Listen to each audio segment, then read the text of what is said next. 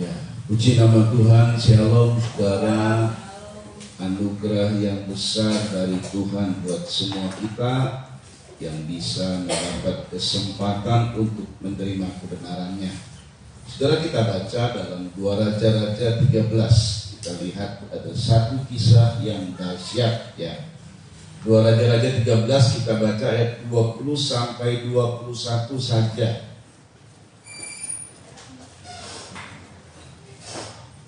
Kita bisa menemukan ayatnya 2 Raja-Raja 13 ayat 20 sampai 21. Jika sudah menemukan, kita baca bersama-sama dua ayat ini ya. Bersama dengan yang ikut live streaming, kita bisa baca dan dapat berkat dari Tuhan. Ya, 2 Raja-Raja 13 ayat 20 sampai 21. 2, 3. Sesudah itu matilah Elisa, lalu ia dikuburkan.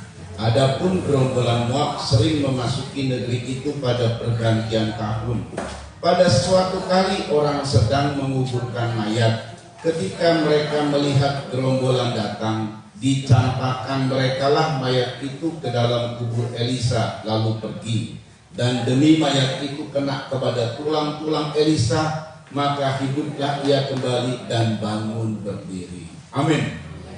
Amin saudara. Ini keajaiban yang sungguh dahsyat terjadi saudara ya. Elisa sudah tinggal pulang, jadi berarti ini sudah cukup lama kematian dari Elisa.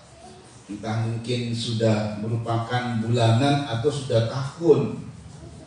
Saudara perhatikan, jadi keberadaan yang terjadi itu di mana Elisa sudah menjadi tulang. Memang kalau zaman dahulu tidak dikubur, ditanam di dalam kuburan saudara, tapi digeletakkan begitu saja, mayatnya dirempah-rempahi, ditaruh di gua, ditaruh begitu saudara ya. Lalu mayatnya dirempah-rempahi sampai menjadi tulang belulang. Kalau kita dikubur saudara, dikubur jadi satu dengan tanah. Dan jadi kalau kita dikubur ditanam ya, dikubur itu ditanam di dalam tanah. Kalau dalam zaman dahulu karena memang tanah masih banyak saudara. Elisa begitu keadaannya. Nah saudara, kita tahu peristiwanya.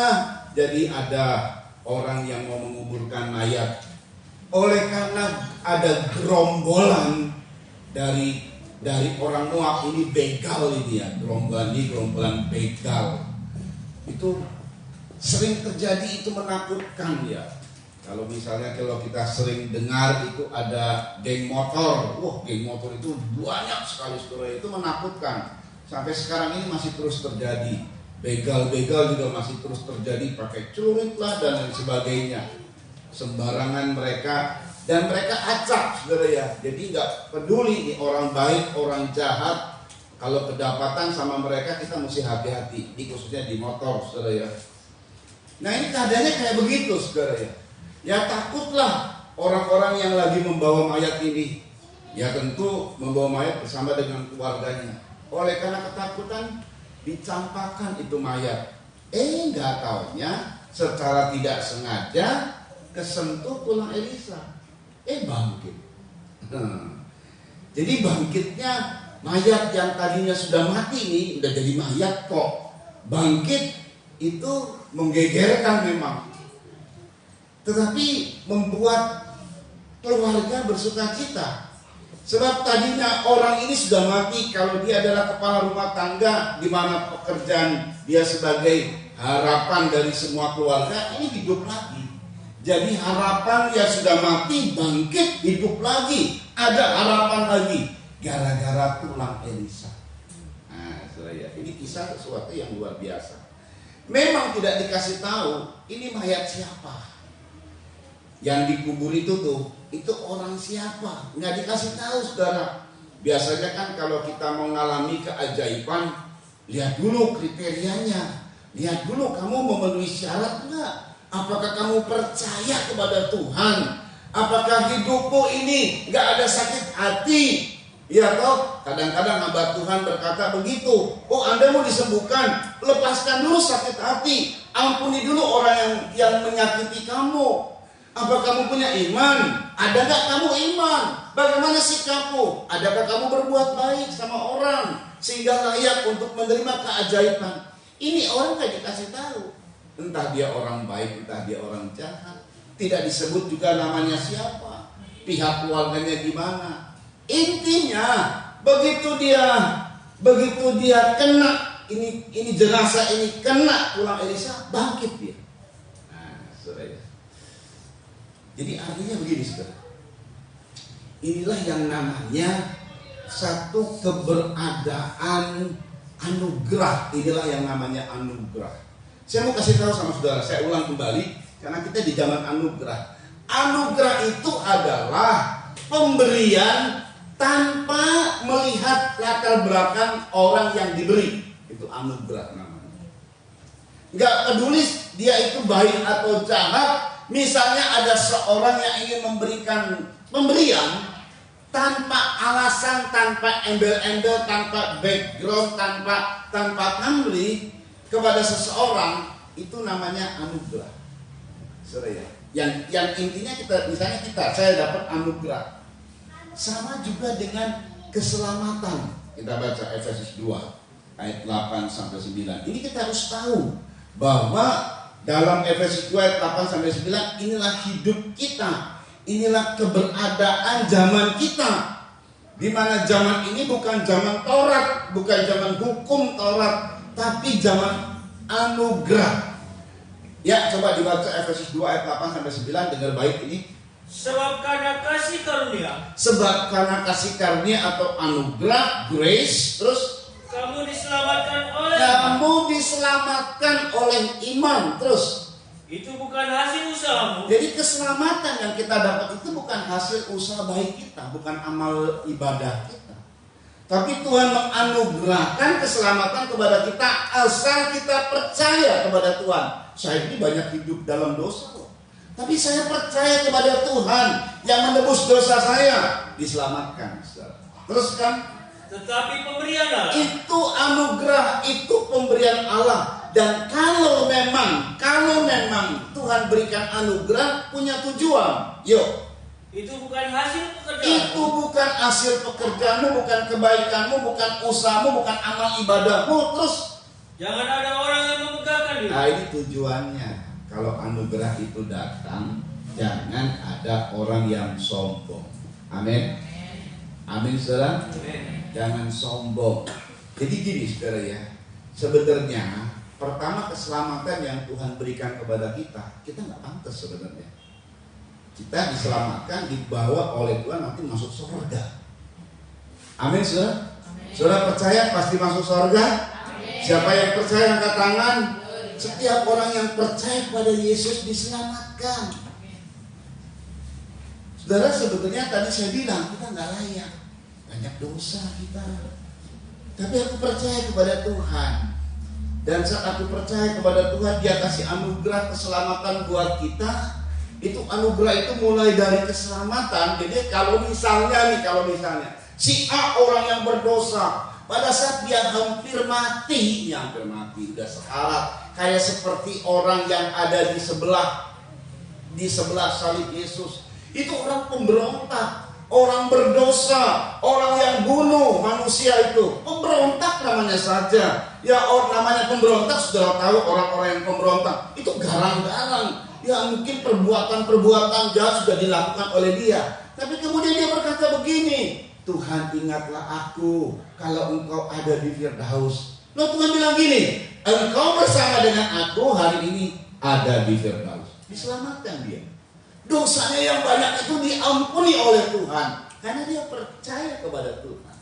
Yang sebelah lagi sama-sama berbuat dosa tapi nggak diselamatkan. Malah dia bilang, kalau engkau benar Tuhan, turun dari salib lalu selamatkan kami. Kurang ajar kan ini. Dia udah berdosa. Nah yang sebelahnya yang tadi diselamatkan, kamu ini nggak ngomongnya sembarangan. Kita patut kalau terima hukuman kayak gini, tapi Tuhan Yesus ini tidak patut. Nah, terus dia bilang tadi seperti tadi, diselamatkan. Belum merubah hidupnya loh, tapi diselamatkan oleh Tuhan.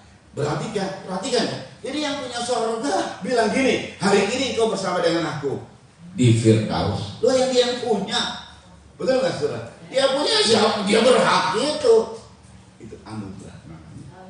Nah, kalau itu nggak ada kesempatan hidup. Kalau kita begitu dapat anugerah, ada kesempatan hidup. Sebagai rasa terima kasih kita kepada Tuhan, kita berbuat baik. Jadi berbuat baiknya itu, beramalnya itu setelah kita diselamatkan. Itu adalah ucapan syukur saja kepada Tuhan. Amin, saudara. Lalu kita mengikuti maunya Tuhan. Apa maunya Tuhan? Mengasihi Tuhan dengan segenap hati, segenap jiwa, segenap kekuatan, dan mengasihi sesama manusia seperti dirimu sendiri. Ada, saudara. Kenapa kita berbuat baik? Karena kita dapat anugerah. Amin, saudara. Amin, saudara. Kenapa kita bisa berbuat baik? Ya karena dapat anugerah. Tapi saya mau kasih tahu. Jadi saudara, anugerah ini ditujukan supaya jangan ada orang yang sombong. Tuhan itu paling menentang orang yang sombong. Jadi dalam kehidupan kita ini jangan sombong, saudara. Tuhan itu menentang. Ayatnya begitu jelas, pernyataannya begitu jelas. Begitu ada orang sombong, Tuhan menentang orang sombong. Orang sombong itu adalah orang yang merendahkan orang lain. Ini sombong. Kalau kita diberkati, saudara dapat berkat. Ya, oleh karena kita diberkati, dapat kekayaan, dapat berkat, usaha bagus, ya punya rumah bagus, punya mobil bagus, saudara ya. Itu cuma anugerah loh. Amin. Jadi kalau saudara percaya bahwa itu cuma anugerah, jangan sombong. Jangan kemudian dulu kita nggak punya apa-apa. Setelah memang Tuhan kasih anugerah, kita diberkati, dinaikkan sama Tuhan derajat kita. Saya kalau kemudian yang dulu kita memandang orang karena kita nggak punya apa-apa, bahkan kita menempatkan diri pada posisi rendah karena kita nggak punya apa-apa tadi tuh. Begitu kita punya apa-apa, kita menempatkan diri pada posisi yang tinggi, menganggap orang rendah. Ini sombong. Nah, gitu saudara ya. Ini sombong namanya. Hati-hati. Dan keadaan seperti itu karena Tuhan tidak suka dengan orang yang sombong. Yakobus 4 ayat 6. Yuk dibaca nih. Yakobus 4 ayat 6. Supaya kita tidak jatuh ke dalam keberadaan dosa ini ya saudara ya. Ini dosa. Dosa itu waduh macam-macam saudara ya. Ya coba dibaca. Tetapi Yakobus, kasih ya. karunia Ya.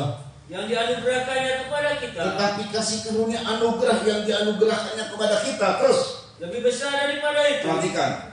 Karena itu ia Karena katakan, itu ia katakan Allah menentang orang yang Allah congkak, itu menentang orang yang congkak. Terus tetapi mengasihani orang yang rendah hati. tapi dia mengasihani orang yang rendah hati. Nah, kesombongan ini itu saudara ya banyak terjadi justru saat kita ke gereja. Nah ini kadang-kadang mana bisa namanya ke gereja, orang ke gereja kan cari Tuhan. Justru di situ kesombongan terjadi. Lukas pasal 18. Kita baca Injil Lukas. Nggak main-main kalau Tuhan sudah ungkapkan. Ini sendiri Tuhan yang ungkapkan. Oh, Tuhan tahu hati manusia juga. Lagi ke gereja, lagi kita beribadah seperti sekarang ini. Tapi saya berdoa semua kita tidak sombong. Begitu kita ke gereja, begitu kita berada di rumah Tuhan, begitu kita bicara hal yang rohani, kesombongan ada di situ loh. Kesombongan bukan hanya ada di dunia. Wah, di dunia memang siapa yang tidak menunjukkan. Jadi kalau orang dunia itu dia menunjukkan kemampuan, kehebatannya, hartanya, lain sebagainya. Ayo saling berlomba. Itu tuh orang dunia. Tapi nggak tahunya di gereja juga ada loh. Kalau saat kita beribadah atau berkaitan dengan hal-hal yang rohani ada. Lukas 18 kita baca ayat 9. Yuk dimulai dari ayat 9. Perhatikan. Dan kepada beberapa orang yang menganggap dirinya benar, Iya. dan memandang rendah semua orang lain. Menganggap dirinya benar. Ini gereja ini bukan sarana anggap benar-benar, saudara. Bukan berlomba untuk anggap dirinya benar. Paling benar saya. Paling benar. Mungkin kalau disebut paling kaya, tidaklah ada orang yang lebih kaya. Tapi kalau bicara paling benar, orang miskin pun bisa menganggap dirinya paling benar. Betul? Orang miskin yang gak punya apa-apa, anggap dirinya paling benar. Nah, ini bahaya. Dan Tuhan bilang, ini sombong. Terus Yesus mengatakan perumpamaan ini. apa itu? Ada dua orang pergi ke bait Allah untuk berdoa. Seperti kita berdoa, hal-hal yang rohani kita dapatkan sebenarnya. Terus yang seorang adalah Farisi dan yang lain pemungut cukai. yang seorang Farisi yang tahu firman, tahu Taurat, saudara ya. Namanya Farisi itu ahli baca firman. Tidak menjadikan kita sebagai penentu kalau baca firman semakin orang ini semakin baik, belum tentu. Ini ahli loh dalam firman, ahli dalam Taurat. Tapi inilah keadaannya. Yuk. Orang Farisi itu berdiri dan berdoa dalam hatinya begini. Ya. Ya Allah, Ya Allah. aku mengucap syukur kepadamu. Ya. Karena aku tidak sama seperti semua orang lain. Aku tidak sama seperti semua orang lain. Kalau kita memang bisa baik, bisa kayak begini, itu selalu kita sebutnya gini loh. Itu anugerahmu Tuhan. Pada diriku nggak ada yang baik. Cuman karena anugerah Tuhan, Dia memberikan kepadaku hati yang baik. Terus Bukan perampok, bukan orang lain, bukan berzina, bukan berzina, dan bukan juga seperti pemungut cukai. bukan juga seperti pemungut cukai ini. Waktu dia nunjukkan bahwa aku bukan ini segala macam, oke lah. Tapi begitu dia nunjuk kepada orang yang ikut ibadah, yang sama-sama ibadah. Nah, begitu kita ibadah maka kita memandang, nggak terucap sih di mulut. Karena ini kan bicara mengenai coba ayat 11 tadi.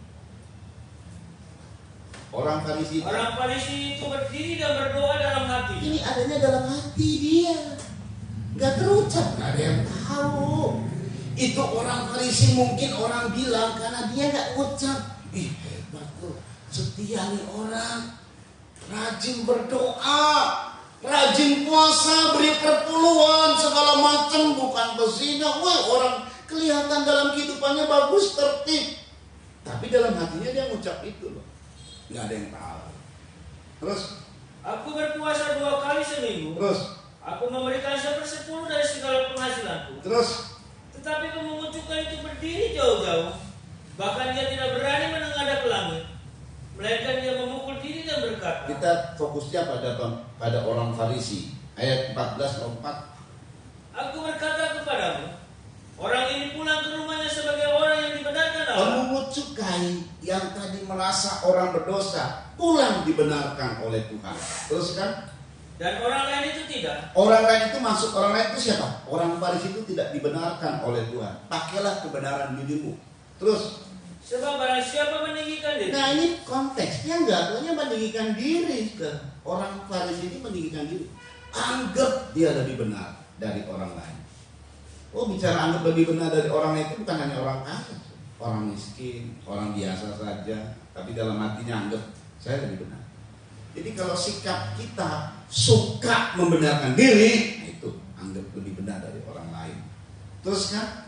Ia akan direndahkan, dan barang siapa merendahkan diri, ia akan ditinggikan. Nah, ini kita bisa boleh dikatakan bisa jatuh dalam keadaan seperti ini.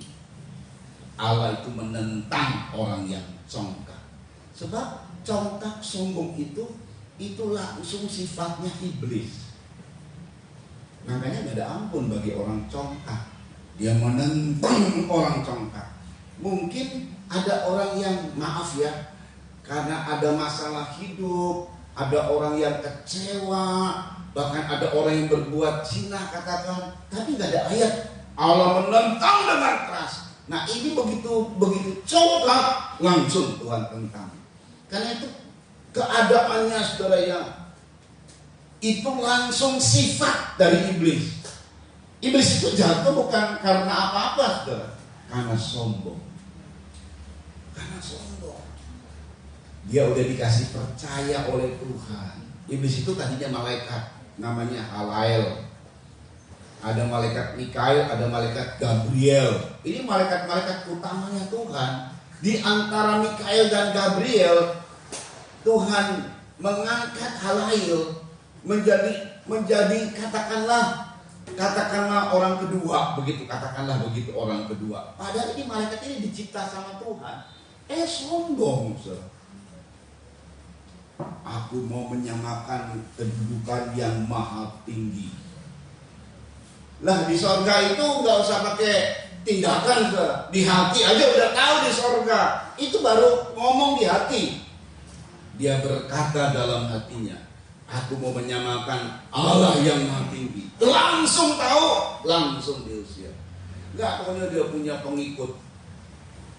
Yesaya 14 ayat 12 sampai 14. Saya mau kasih tahu saudara bahwa iblis itu tadinya pelayan, malaikat sebenarnya, tadinya malaikat. Ini malaikat yang jatuh, tidak diberitahu oleh Tuhan.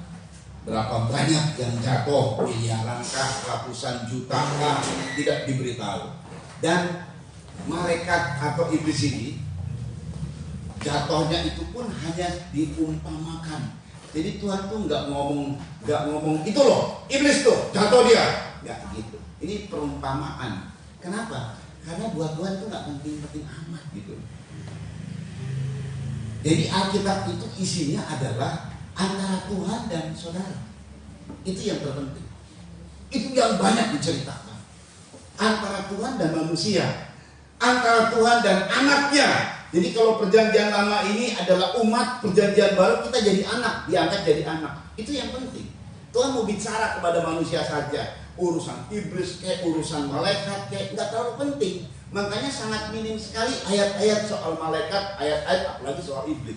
Kalau malaikat diungkapkan, roh-roh yang melayani jelas. Para malaikat adalah roh-roh yang melayani. Jelas Tuhan ungkapkan begitu. Sedang kita anak dalam kerajaan, level kita lebih tinggi dari para malaikat. Nah sekarang bicara iblis, nah ini nggak guna. Makanya diungkapkannya dalam Yesaya 14 ayat 12 sampai 14 itu pun diumpamakan. Ini bicara mengenai siapa? Coba judul perikopnya itu ada. Mengenai siapa? Judul perikopnya ada di atas. Ejekan tentang Raja Babel. Tentang Babel. Jadi ini urusannya tentang Raja Babel sebenarnya.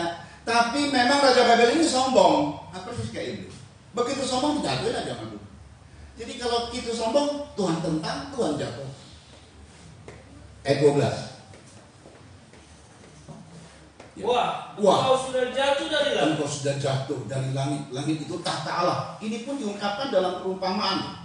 Langit itu tahta Allah. Siapa yang jatuh? Hai bintang timur. Hai bintang timur. Terus putra fajar. Terus engkau sudah dipecahkan dan jatuh ke bumi. Engkau sudah dipecahkan dan jatuh ke bumi. Terus hai yang mengalahkan bangsa-bangsa. Perhatikan. Engkau yang tadinya berkata dalam hati. Dalam hati berkatanya ini. Dalam hati. Tadi kan Farisi juga dalam hati ya. Nggak ada yang tahu. Yang tahu cuma Tuhan. Yang tahu saudara adalah Tuhan. Saya nggak ngerti. Sikapmu, manismu, baikmu. Semoga apa yang tunjukkan baik secara kasat mata itu juga baik di hati. Itu ya. Amin saudara ya. Jadi apa yang keluar dari di wajah kita itu adalah dalam hati kita. Jadi nggak munafik gitu ya. Ada orang yang dengar saya, iya manggut-manggut. Moga benar dia manggut-manggutnya juga dari hati gitu ya. Jangan cuma manggut-manggut ya dia. Enak aja. Amit-amit deh. Nolak-nolak lah. Dalam hati loh. Jadi nggak ada yang tahu, cuma Tuhan yang tahu. Sayangkan nanti dampaknya aja nanti ada. Ya yang semua pasti jatuh. Ya mungkin kan. Terus aku hendak naik ke langit. Aku hendak naik ke langit.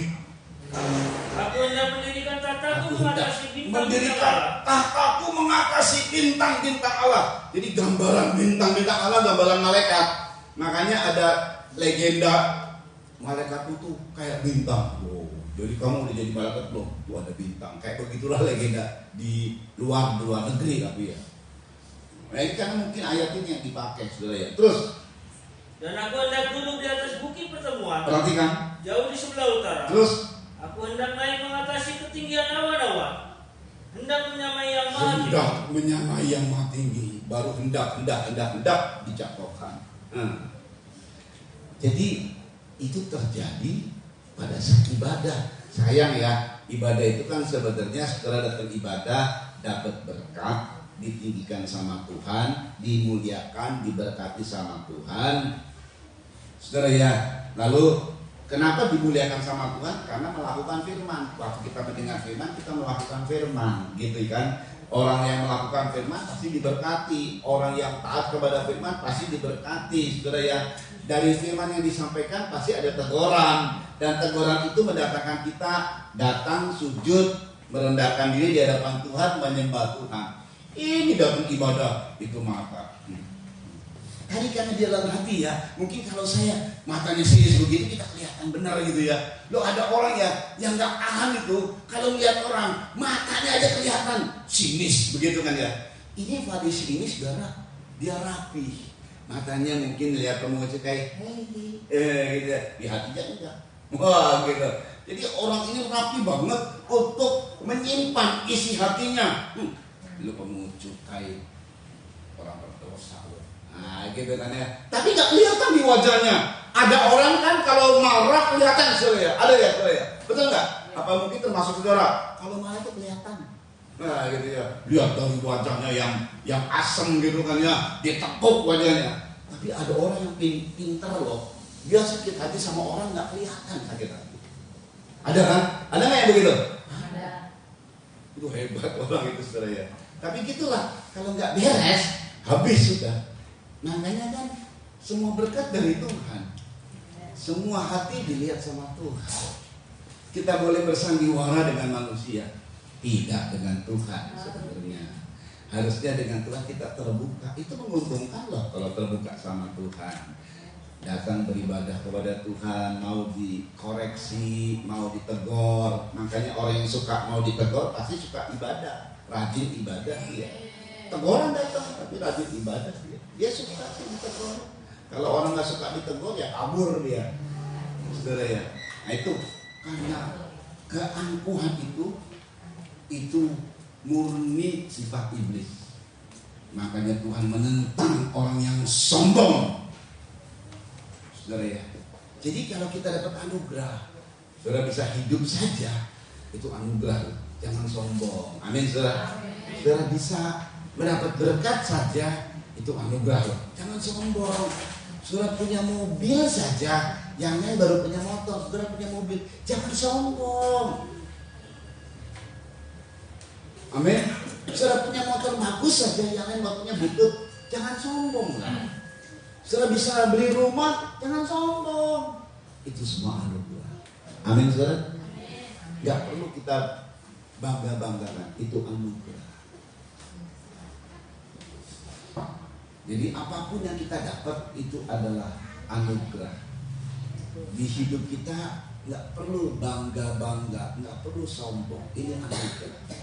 Ada orang begini, puji Tuhan saya dapat rumah. Ini anugerah. Belum tahu hatinya ngomong gitu apa enggak. Jadi semuanya itu Tuhan yang tahu. Memang setiap orang yang sombong berdampak. Cepat atau lambat berdampak. Kalau tiap orang yang rendah hati juga berdampak, dimuliakan sama Tuhan. Mungkin tidak terlalu cepat dimuliakan, tapi tangan Tuhan pelan-pelan diangkat. Tergantung dari Tuhan yang mau, betul kan? Betul nggak saudara? Dan ini terjadi. Saudara perhatikan, kita lihat sekarang kembali kepada bagaimana jenazah ini yang dapat anugerah tanpa dilihat latar belakangnya. Ini keluarganya punya iman atau tidak? Ini orang jahat atau orang baik? Tidak dilihat semuanya. Yang pasti keluarganya berbahagia lagi karena yang mati bangkit. Tadinya keluarganya sudah berduka, tidak ada harapan. Karena ini laki-laki, yang mati ini laki-laki saudara. Jikalau dia punya istri dan anak-anak, maka dia meninggalkan istri dan anak-anaknya. Jikalau dia adalah andalan keluarga dengan pekerjaan yang bagus, maka semua istri dan anak-anaknya menganggap waduh, ini sudah merupakan hal yang gelap ke depannya. Berduka mereka, nangis mereka. Begitu bangkit, bersuka cita pasti keluarganya. Karena dulu tidak ada harapan. Beberapa waktu tidak ada harapan karena suaminya mati, karena ayahnya mati, karena laki-laki yang diandalkan mati.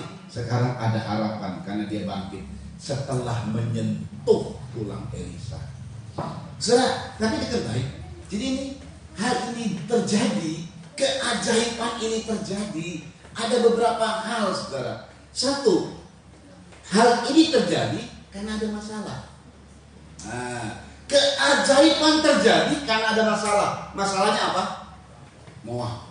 Kalau nggak ada Moab, kira-kira bagaimana? Ya udah dikubur dengan normal, nyampe di tempat kubur, matilah kau. Iya toh, pulanglah keluarga. Masih nangis-nangis, betul kan? Memang nggak ada yang suka. Udah lagi berduka, datang gerombolan. Mungkin mereka bilang, apes deh kita ini ya. Lagi berduka datang masalah kan apes kan, betul ya? Anggapnya kan apes.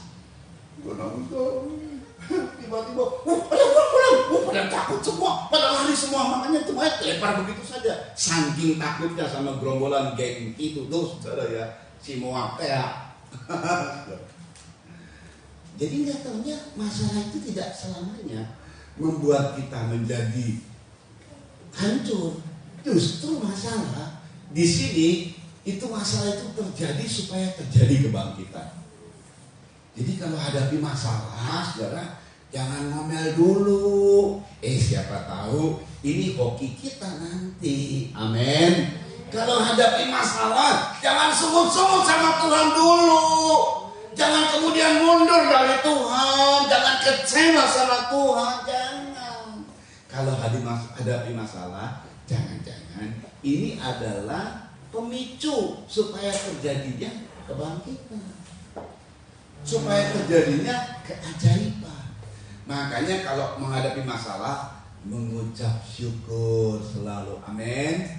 Amin saudara. Aminnya kok berat ya. Ya bukan berarti kemudian ayo masalah datanglah kepadaku. Enggak loh. Enggak, itu orang gaya loh. Nah kita mana tahu kan, saudara ya. Ini masalah yang dihadapi. Masalahnya udah duka ditambah masalah. Kadang-kadang kita suka begitu yang ngadepin masalah ya. Ini masalah satu belum selesai loh. Nambah lagi masalah kedua, nambah lagi masalah ketiga. Ini masalah keluarga ini ngadepi masalah di mana? Di mana ayahnya mati, di mana suaminya mati, di mana yang punya, yang diandalkan di keluarga itu mati. Lagi berduka. Datang orang gerombolan. Itu orang kok nggak pakai perasaan, itu lagi berduka, lo lagi berduka. Karena orang gerombolan ini mau merampok, saudara. Nggak peduli siapapun. Jahat memang Moab. Wah, kita mungkin nggak kayak gitu masalahnya ya. Tapi terjadinya sering bertubi-tubi bisa ada sama kita.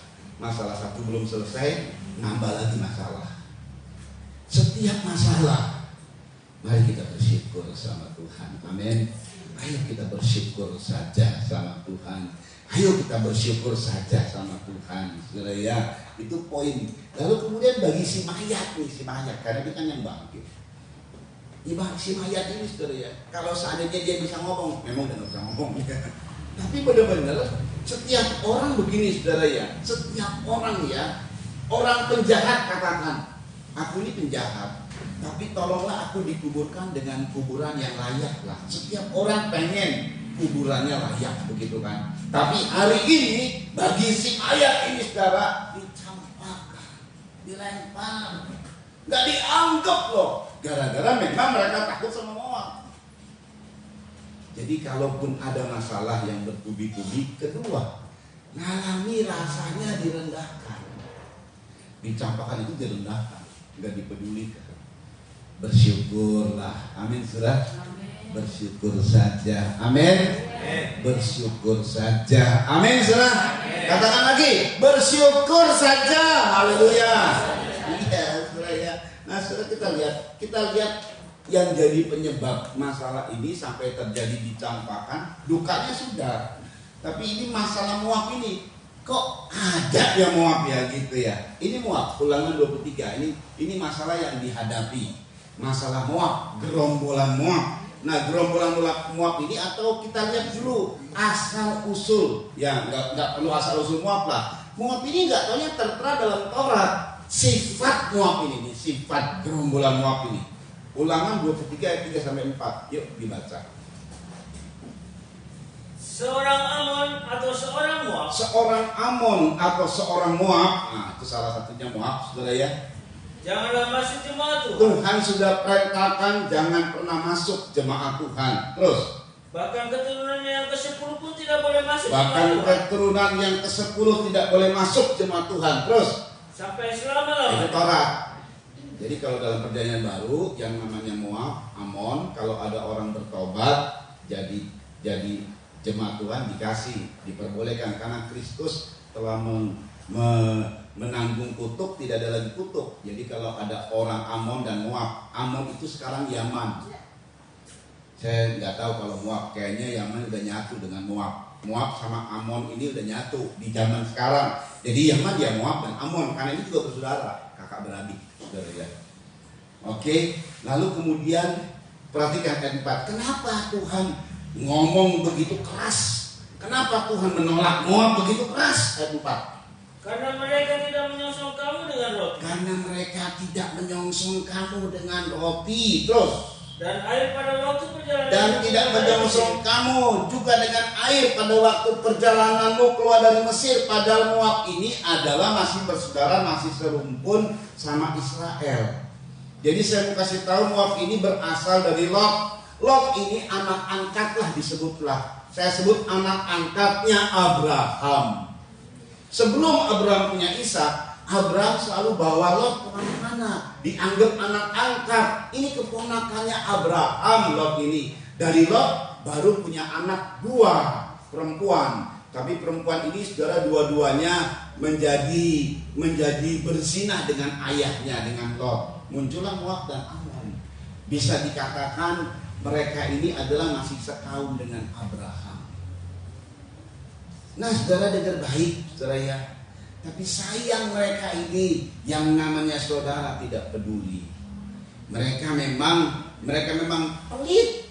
Nah, Moab ini adalah sikap yang pelit. Ya memang orang pelit bikin masalah memang. Saudara ya. Terus.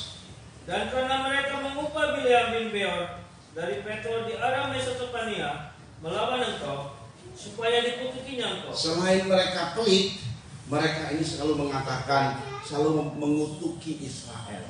Umat Tuhan mau dikutuki terus.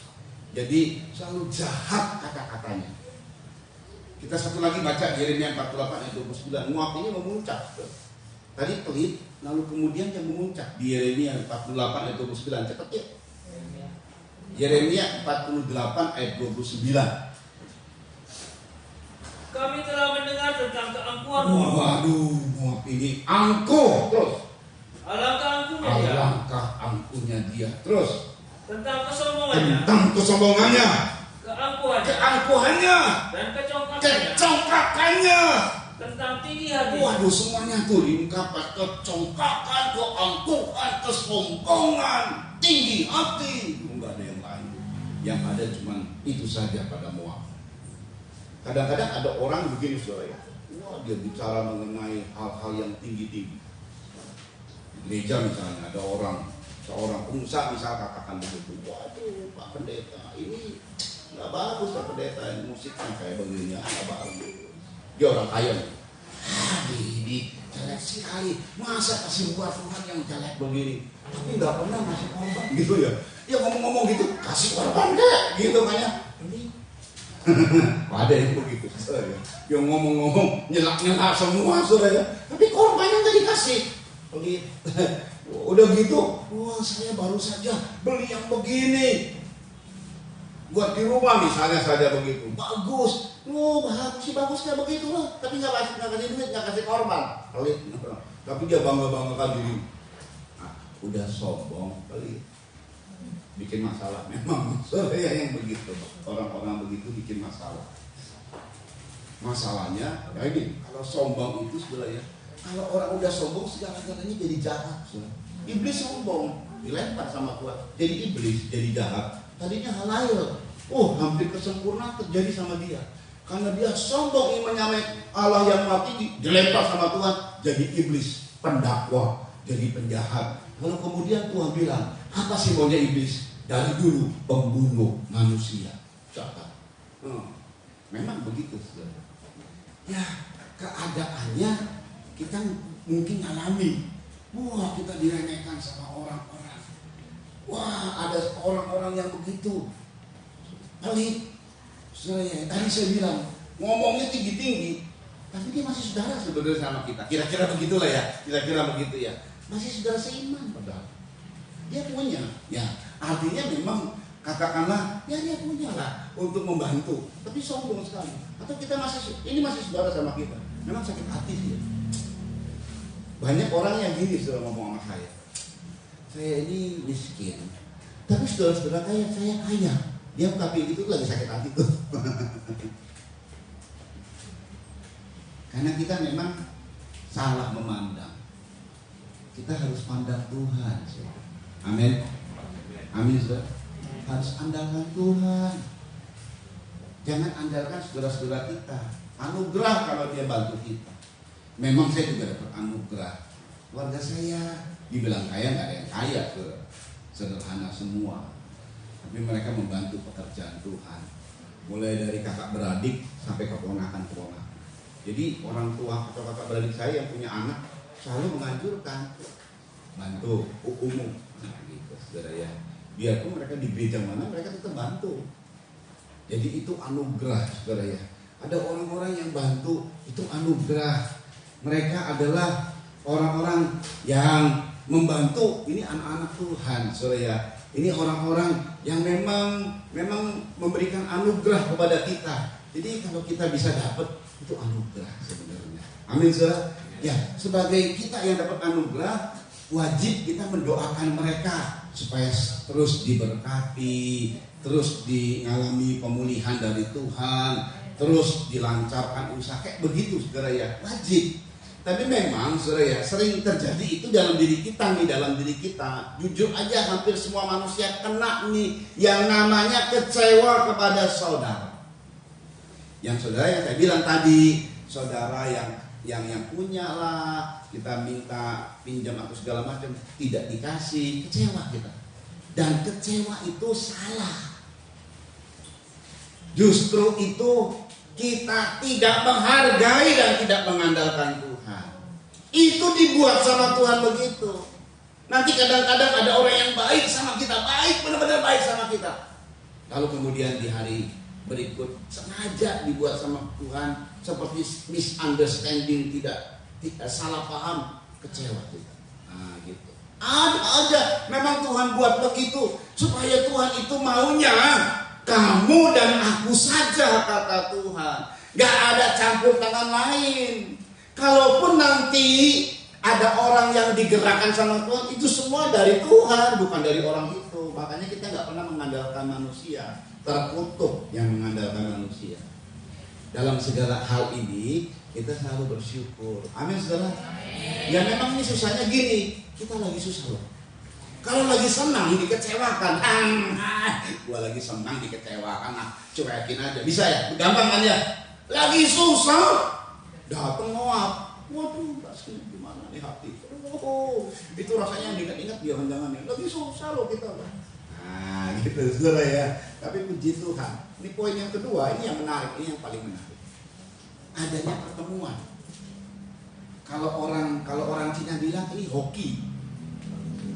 Hoki itu random, random itu artinya acak. Itu siapa saja bisa kita alami. Baik itu hari, ini adalah pertemuan pada hari. Seandainya misalnya ya gerombolan itu datangnya besok, nggak jadi kebangkitan, nggak jadi. Gerombolan itu datangnya kemarin nggak jadi. Bahkan nih, ini datang ya, katakan jam 9 iring-iringan jenazah. Kan kalau jenazah kan ada iring-iringan, betul ya? Mau nganterin jenazah ini dibawa ke kubur. Sejam kemudian baru datang gerombolan, nggak jadi kebangkitan. Betul ya? Atau gerombolan udah datang dulu terus nggak ada apa-apa, telinga-telinga, nggak ada yang perlu dirampok, kita pulang deh. Sejam kemudian baru iring-iringan datang, nggak jadi. Kok tepat waktu ya? Emang nggak enak awalnya. Apes deh gue. Begitu kita lagi iring-iringan sedih, dari jauhnya, apa itu? Gerombolan orang Moab. Itu belum dekat sudah. Pasti mereka juga sudah ancer-ancer. Waduh, itu gerombolan orang Moab. Kabur mereka. Apes. Tapi hari apes itu jadi hari hoki. Jadi memang ada hari mujur, ada hari malam. Bukan kota Malang aja yang ada. Hari juga nggak pernah ada saudara. Yuk kita baca ya. Pengkhotbah Bentar. Dalam Khotbah pasal 7 ayat 14, Tuhan anjurkan begini.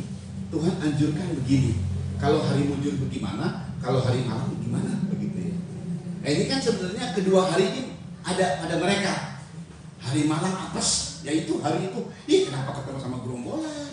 Coba sejam kemudian si pengkhotbah lama-lamain lah gitu ya. Kan khotbah ceritanya pelepasan jenazah dilama-lamain gitu. Kok ini tempat banget ada gerombolan. Yuk dibaca. Pada hari mujur bergembira. Pada hari mujur bergembiralah. Terus. Tetapi pada hari malam ingatlah. Pada hari malam ingatlah. Bahwa hari malam ini pun dijadikan Allah. Seperti juga hari mujur. Hari malam itu dijadikan Allah, hari apes dijadikan Allah, seperti hari mujur juga. Tujuannya supaya manusia tidak dapat menemukan sesuatu mengenai masa depannya. Supaya manusia tidak bisa menemukan sesuatu di masa depannya. Dengan tujuan lagi saya mau kasih tahu, supaya manusia mengandalkan Tuhan. Rancanganmu bukan rancanganku, kata Tuhan. Rancanganku damai sejahtera, dan aku memberikan kepadamu rancangan yang terbaik, masa depan yang penuh harapan.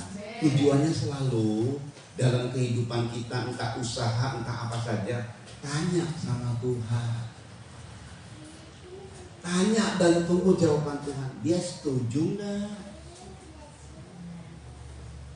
Tiap-tiap hari kita harus doa, serahkan seluruh kehendak kita kepada Tuhan, serahkan seluruh keinginan kita kepada Tuhan. Karena ada ayat berkata begini, jangan sombong kamu. Ini orang sombong, saudara. Aku akan berdagang, aku akan berkunjung di kota anu, aku akan berdagang dapat untung. Tuhan bilang kamu sombong kalau ngomong gitu. Sok prediksinya hebat gitu.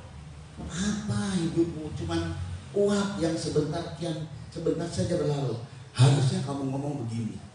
Jika Tuhan izinkan, aku akan pergi ke kota anu. Udah prediksinya udah bagus, tapi tetap kita serahkan sama Tuhan. Jika Tuhan izinkan, aku pergi ke kota anu berdagang. Jika Tuhan izinkan dapat untung. Jika Tuhan izinkan aku berbuat ini dan itu. Itu yang baik. Itu gak sombong. Itu orang yang mengandalkan Tuhan. Saudara ya, itu orang yang mengandalkan Tuhan, menyerahkan masa depannya kepada Tuhan. Jangan khawatir. Kalau Tuhan menuntun kita masa depan yang penuh harapan. Rancangan itu bukan rancangan kecelakaan, tapi rancangan damai sejahtera yang membuat kita memiliki masa depan yang penuh harapan. Jadi serahkan sama Tuhan. Kalau ini, ya itu tadi, apes tapi hoki. Apes, lihat gerombolan muak, dapat hoki. Karena begitu menyentuh tulang Elisa, bangkit. Wow, luar biasa. Mau banget gak? Kira-kira kita mau gak kayak begitu? Mau banget. Mau banget yang gitu, tuh. Haleluya. Pengen gak? Nggak apa-apa, apes lah, tapi hoki gitu kan. Apes cuma sebentar, hokinya, ya itu hoki gede gitu. Saudara, sekarang bagaimana kuasa kebangkitan ini terjadi? Nah, ini pihaknya Elisa, tulang Elisa. Nah, ya kan ya, cuma tulang loh. Waduh, cuman jangan sampai dikasih bubuk. Diambil tulang Elisa. Untung cuma di kuburan, nggak berantakan kemana-mana. Ini tulang Elisa, saudara ya. Tulang Elisa itu bisa membangkitkan. Dia nggak tahu ya, lebih dari Elisa ada yang bisa membangkitkan. 2 Korintus 4 ayat 10 sampai 12. Ini menarik banget ini. Jadi kalau kita pengen mengalami suasana kebangkitan, bahkan ini bisa terjadi bukan pakai hari hoki dan apes. Bisa terjadi setiap kita butuh kebangkitan, asal kita mempraktekkan itu.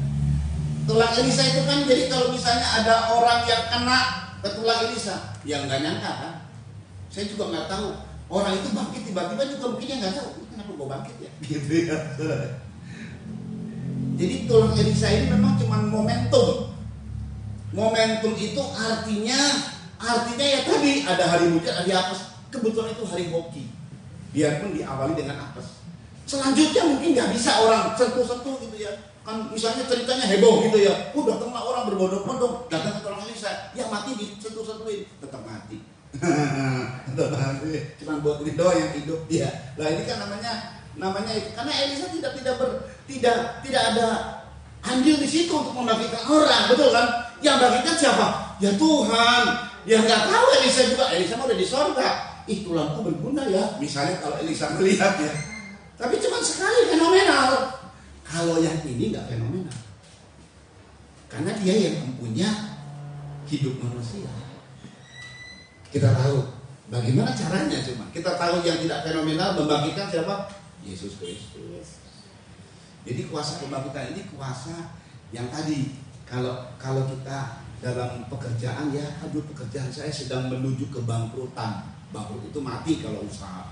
Kalau manusia mati kalau usaha bangkrut, betul ya? Udah gitu kalau misalnya kita bangkrut masih ada barang-barang, masih ada stok, itu belum apa-apa. Yang bangkrut aja, yang ngutang aja bisa bangkit. Nah ini nih. Sekarang bagaimana caranya kuasa ini bekerja? 2 Korintus 4 ayat 10 sampai 12. Saudara, kata-kata ini tidak disiapkan. Saya baru tahu dari Tuhan. Apa yang spontan itu biasanya pesan kalau spontan. Ini kuasa kebangkitan Tuhan bisa kita rasa kapan saja. Sama kayak kita lagi doa, butuh Tuhan, kuasa kebangkitan ini bekerja. Kalau Elisa fenomenal, cuma sekali. Kalau kuasa ini bisa terus terjadi atas kita asal kita mengikuti apa yang Tuhan mau. 2 Korintus 4 ayat 10 sampai 12. Yuk. Kami senantiasa membawa kematian Yesus di dalam Kami senantiasa membawa kematian Yesus di dalam tubuh kami. Terus, supaya kehidupan Yesus juga menjadi nyata di dalam tubuh supaya kehidupan Yesus, kuasa kebangkitannya nyata dalam tubuh kami. Terus, sebab kami yang masih hidup ini terus menerus diserahkan kepada maaf karena Yesus. perhatikan. Supaya juga hidup Yesus menjadi nyata di dalam tubuh kami yang panah ini. Bayangin loh, dalam tubuh kami yang panah, supaya hidup Yesus menjadi nyata di dalam kami. Terus, maka demikianlah maut giat di dalam diri kami dan hidup giat di dalam kami. dan bahkan ini berdampak bukan pada pribadi saja. Kalau tadi kan bicara gini, kami senantiasa membawa kematian Yesus. Tuhan bilang, kalau engkau ingin ikut aku, sangkal dirimu dan pikul salib. Yesus matinya di mana? Di salib. Itu bawa kematian Yesus namanya. Pikul salib, sangkal dirimu, jangan sombong, maksudnya jangan sok-sokan, jangan bilang aku. Sangkal dirimu, lalu kedua, pikul salib. Saudara sedang membawa kuasa kebangkitan. Sebab antara mati dan bangkit itu cuma 3 hari. Orang yang bangkit alami kematian. Jadi kalau kita bawa kematian Kristus, itu kayak tulang itu kan udah mati. Malah Yesus sudah ribuan tahun. Kita bawa kematian Yesus. Itu justru akan bekerja kuasa kebangkitan buat kita. Kehidupan Yesus juga menjadi nyata di dalam tubuh kami. Di dalam hal-hal yang berkaitan dengan tubuh, hal-hal yang berkaitan dengan jasmani. Demikian juga dalam tubuh kami yang fana ini, yang banyak sakit dan lain sebagainya. Kalau bawa kematian Yesus, maka kami menjadi kuat, sehat. Nah itu. Kemudian yang kedua, biarlah maut giat dalam diri kami dan hidup giat dalam diri jemaat. Wah, luar biasa. Itu berdampak. Lalu apa sih membawa kematian Yesus? Nah ini ayat sebelumnya. Nah ini dia. 2 Korintus 4 ayat 7 sampai 9. Ini yang namanya membawa kematian Yesus. Keadaannya kayak gini, prakteknya kayak gini, seperti yang dialami oleh Paulus. Yuk. Tetapi harta ini kami punyai dalam bejana tanah liat. Bejana tanah liat itu apa? Tubuh ini. Tubuh ini dari bejana. Ini digambarkan bejana tanah liat, yang kemudian kalau dia mati masuk dalam kubur jadi debu. Tapi kita punya harta di dalam bejana tanah liat ini. Saya mau tanya, kira-kira harta itu apa, saudara? Firman. Saudara kalau terima firman, kau sedang terima harta. Firman itu yang akan menghidupkan kita. Nah ini suasananya, karena firman itu adalah Yesus. Yesus itu adalah firman, iya kan? Jadi harta itu yang kami punya adalah Yesus yang hidup dalam diri kami. Firman yang hidup dalam diri kami. Setiap kita dengar firman, kalau kau simpan dalam hatimu yang baik, itu harta. itu harta. Itu bisa ada terjadi sesuatu yang dahsyat. Terus dulu. Supaya nyata Iya. bahwa kekuatan yang melimpah-limpah itu berasal dari Allah. Supaya nyata bahwa kekuatan yang melimpah-limpah itu berasal dari Allah. Terus. Bukan dari diri kami. Bukan dari diri kami. Ya. Dalam segala hal kami ditindas. Nah ini dia. Jadi kalau kita mengalami ditindas, perhatikan. Ditindas itu kematian tuh. Karena bawa kematian, tetapi yang terjadi apa? Namun tidak terjadi. Namun ada kuasa kebangkitan, tidak terjepit. Terus. Kami habis Akal. Namun tidak putus asa. Terus. Kami dianiaya. Iya. Namun tidak ditinggalkan. Tidak ditinggalkan sendiri. Terus. Kami dihempaskan. Tadi dicampakkan. Namun tidak binasa. Malah bangkit. Terus kan. Kami senantiasa membawa kematian Yesus. Nah itu dia. Jadi kita tuh rela. Kitanya dulu rela, saudara. Rela diapain, ditindas. Ya seboleh-bolehnya kita nggak cari percobaan. Ayo tindas saya, nggak gitu kan? Tapi kita ada kerelaan dulu. Kalau ada peristiwa ditindas, kita sudah siap. Amin. Amin, saudara. Kita nggak sok-sokan, ayo tindas saya, ayo aniaya saya. Enggak lah, itu gelok namanya. Nggak ada yang mau, saudara. Cuma kita punya hati yang rela. Rela ditindas, ya sudah, saya bersyukur pada saat kita ditindas oleh orang. Kita rela. Ngalami habis akal ya karena rumitnya, ada serangan sana, serangan sini, ada pusing. Migran udah semuanya lah. Minum Panadol apalagi, wah, masih migran. Karena habis akal tadi. Ya kita rela. Kalau yang nggak rela, ya migran. Rela nggak perlu migran. Namanya rela. Ya bersyukur. Coba aja saudara ya. Kalau lagi dalam keadaan tekanan, saudara bersyukur aja. Itu rasanya urat-urat pada kendor, saudara. Betul ya? Ini lagi saudara dalam tekanan, kalau saudara dibiarkan tegang, semakin tegang tuh urat-urat. Migran, pusing, sakit kepala, 7 keliling. Coba kemudian saudara doa, syukur. Oh Tuhan, aku bersyukur. Kendorkah semoga berat. Saudara ya? Ya kan? Dianiaya. Tidak ditinggalkan, tapi Tuhan akan membuat kita tidak tinggal sendiri. Dihempaskan, tidak akan binasa. Nah itu dia. Jadi rela, menderita itu rela.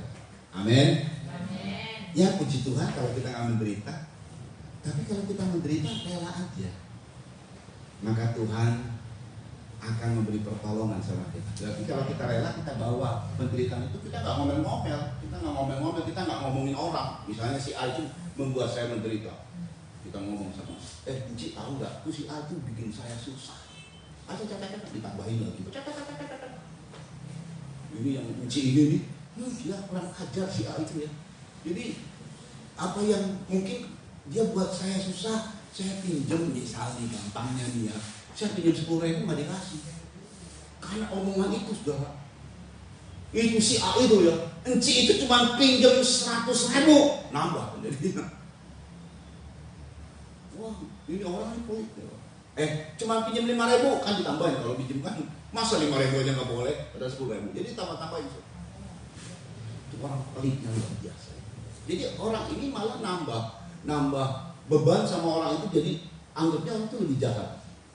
Nanti dia cerita lagi kan, rame. Makanya itu kan gosip, semakin digosok semakin sip. Aslinya nggak gitu. Begitu diklarifikasi, ini apa sih apa yang diomongin ini sampai kok gede begini ya? Ya ilah cuma secuil saja. Jadi gede. Nah itu manusia. Kita nggak boleh begitu. Jangan kita bawa mulut yang jahat. Jangan kita bawa ngomongin orang. Kita bawa kematian Yesus, rela menderita. Yesus kan mati rela menderita. Makanya dia sampai mati. Hanya mengucap syukur saja. Nggak usah ngomongin orang, mengucap syukur. Oh haleluya, terima kasih Tuhan. Mulut kita diam. Kita hanya mengucap syukur kalau kita ucapkan sama Tuhan. Di situ kuasa kebangkitan itu selalu terjadi, bukan fenomena. Kita akan melihat adanya keajaiban demi keajaiban. Amin sir. Biarlah kita menjadi bejana yang siap dibentuk oleh Tuhan. Yuk, pemain musik. Kalian perjamuan suci siapa yang jadi? Oh, haleluya. Sungguh indah, ya. Tuhan memberikan kita satu firman yang indah dan mudah untuk dipraktekkan sama kita. Haleluya. Kita mau jadi bejana yang siap dibentuk oleh Tuhan. Kita berkata, Tuhan, ini hidupku.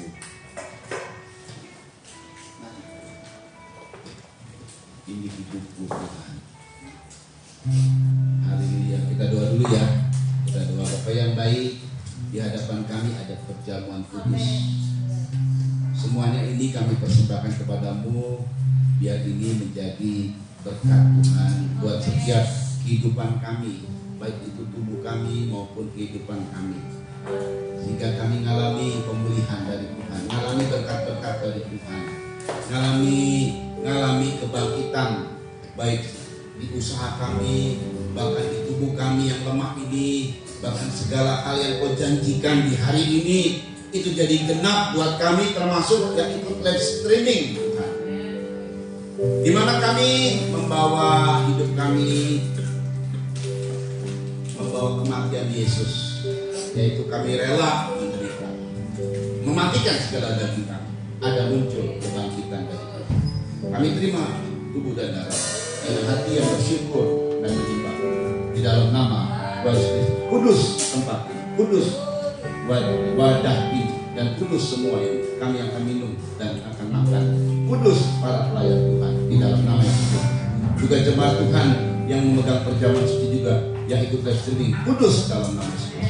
Terpujilah nama Yesus. Mari baca.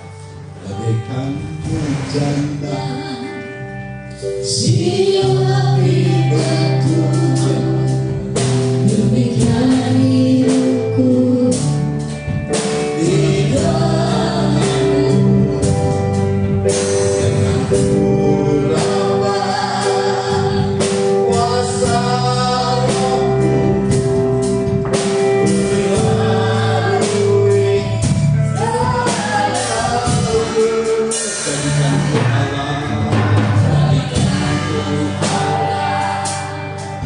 dalam rumahku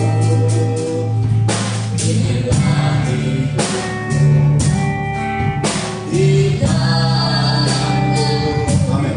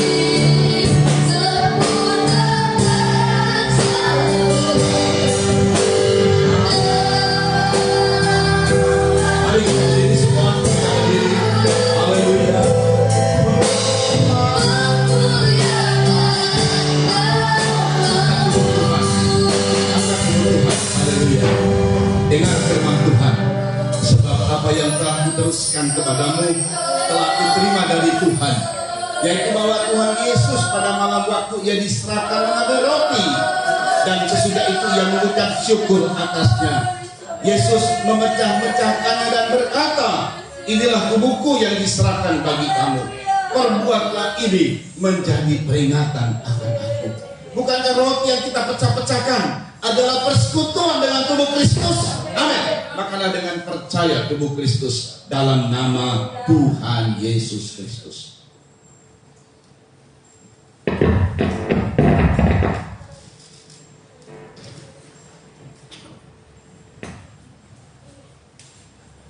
Angkat minuman. dan dengar firman Tuhan. Demikian juga Yesus mengambil cawan sesudah makan lalu berkata, cawan ini adalah perjanjian baru yang dimeteraikan oleh darahku. Perbuatlah ini setiap kali kamu meminumnya menjadi peringatan akan aku. Sebab setiap kali kamu makan roti ini dan minum cawan ini, kamu memberitakan kematian Tuhan sampai Ia datang. Haleluya. Bukankah cawan pengucapan syukur yang atasnya kita ucapkan syukur adalah persekutuan dengan darah Kristus? Amin. Minumlah dengan percaya dalam Kristus dalam nama Tuhan Yesus Kristus. Mari kita menyembah Tuhan. Haleluya. Haleluya, haleluya, haleluya. Ora syakadina kalawatore. Haleluya, haleluya.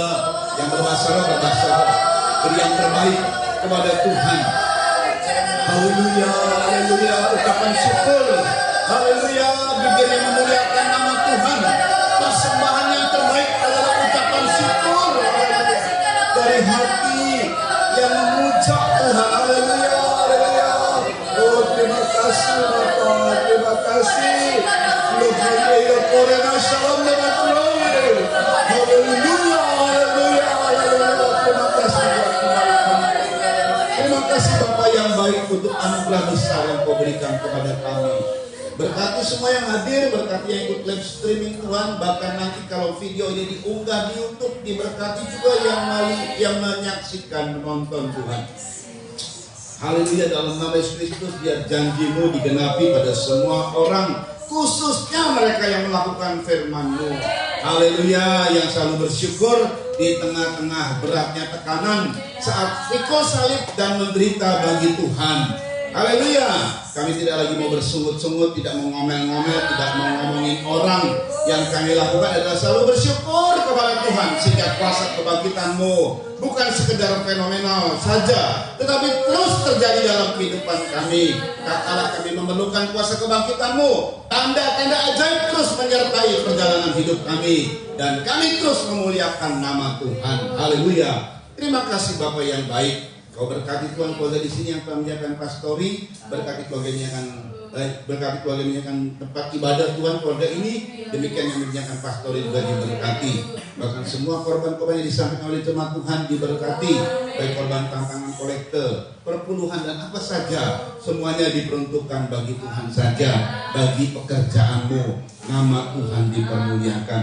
Berkati kecamatan kami Pegadaian, berkati kabupaten kami Subang, berkati provinsi kami Jawa Barat, berkati tanah air kami Indonesia, berkati presiden dan wakil presiden kami Pak Jokowi dan Pak Maruf Amin, bersama dengan para menteri yang ada Tuhan.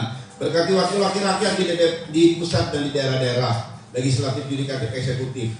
Juga Tuhan dengan pimpinan-pimpinan partai dan pejabat-pejabat negara, supaya mereka bisa bekerja sama dengan presiden kami di masa-masa sisa dari presiden kami sebagai pejabat presiden, untuk bisa melaksanakan tugas-tugas kenegaraan dengan baik, dan juga Tuhan supaya dengan kesatuan hati memajukan Indonesia, bahkan menaikkan Indonesia di mata dunia.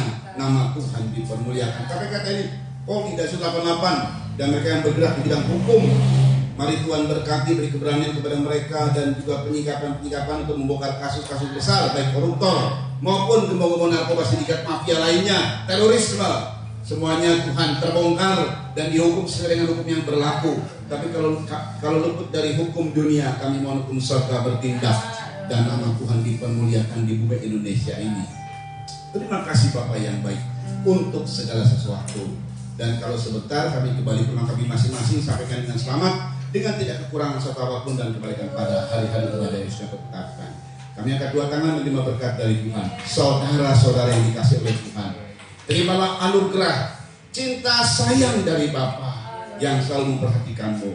Terimalah korban Yesus dari kuasanya yang siap mendamaikanmu asal engkau mengakui dosa, membereskan dosa. Dan terimalah pimpinan persekutuan kuasa Roh Kudus yang akan menuntunmu, memimpinmu, menghiburmu, bahkan menyempurnakanmu. Terimalah semua berkat itu disertai dekat jasmania, karena engkau berhak menerima semua itu. Semua itu terimalah dari sekarang ini sampai Tuhan Yesus datang kali kedua, bahkan sampai selama-lamanya. Di dalam nama Tuhan Yesus Kristus, mempelai pria sorga dan imam besar yang kami puja dan puji selalu, kami alaskan doa ini. Haleluya.